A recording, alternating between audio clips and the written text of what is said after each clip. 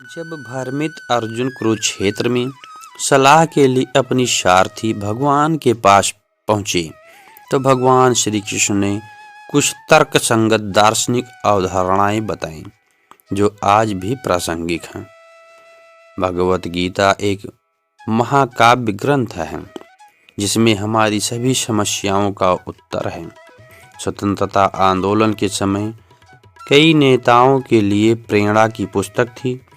इन कुछ भगवत गीता संदेशों पर एक नज़र डालें जिसका उपयोग आप अपने जीवन को सही रास्ते पर वापस लाने के लिए कर सकते हैं।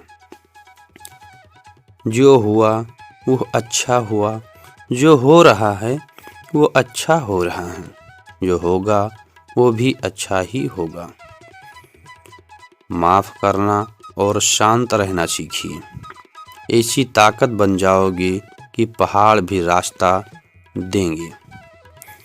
व्यक्ति को अपनी इंद्रियों को बस में रखने के लिए बुद्धि और मन को नियंत्रित रखना होगा। जो होने वाला है वो होकर ही रहेगा और जो नहीं होने वाला है वो कभी नहीं होता। ऐसा निश्चय जिसकी बुद्धि में होता है उन्हें चिंता कभी नहीं सताती। किसी भी व्यक्ति को ना तो समय से पहले और ना ही भाग्य से अधिक कुछ मिलता है, लेकिन उसे सदैव पाने के लिए प्रयत्नशील रहना चाहिए। इंसान हमेशा अपने भाग्य को कोसता है, यह जानते हुए कि भाग्य से भी ऊंचा उसका कर्म है जिसके स्वयं के हाथों में है। व्यक्ति को आत्मज्ञान के माध्यम से संदेह रूपी अज्ञानता को समाप्त करना चाहिए। मैं उन्हें ज्ञान देता हूँ जो सदा मुझसे जुड़े रहते हैं और जो मुझसे प्रेम करते हैं। सत्य कभी दावा नहीं करता कि मैं सत्य हूँ, लेकिन झूठ हमेशा दावा करता है कि सिर्फ मैं ही सत्य हूँ। परिवर्तन संसार का नियम है। समय के साथ संसार में हर चीज़ परिवर्तन के लिए नियम का पालन करती है।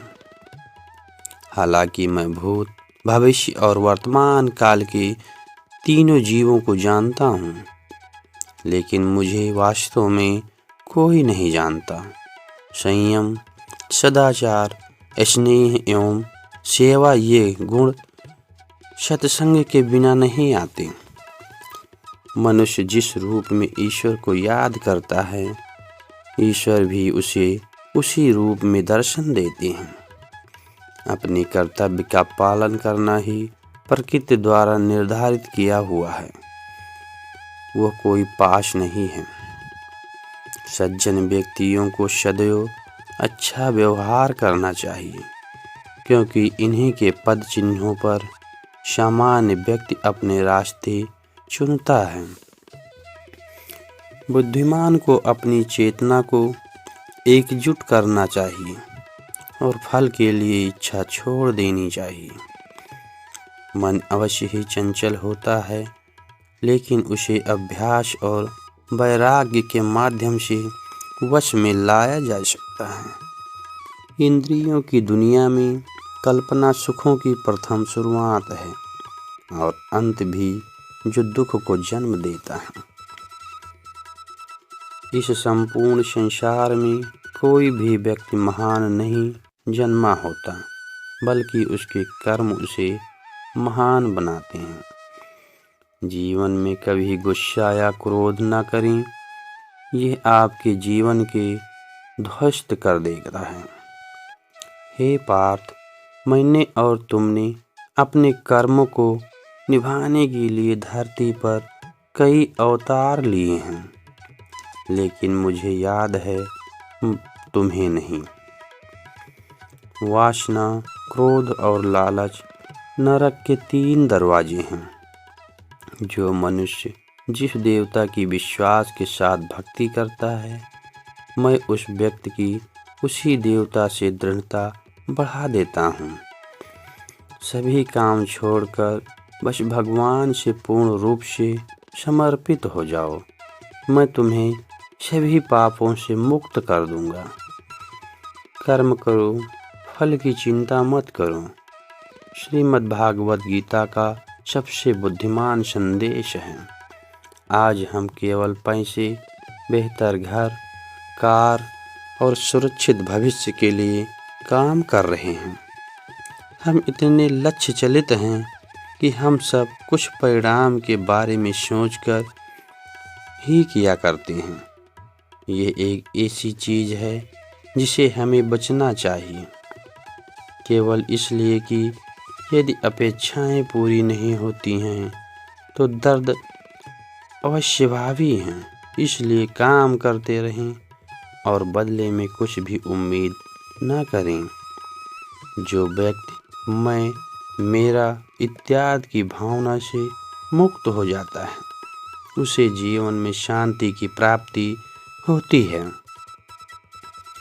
आत्मज्ञान की तलवार से काटकर अपने हृदय के अज्ञान के संदेह अलग कर दो। अनुशासित रहो, उठो और कार्य करो।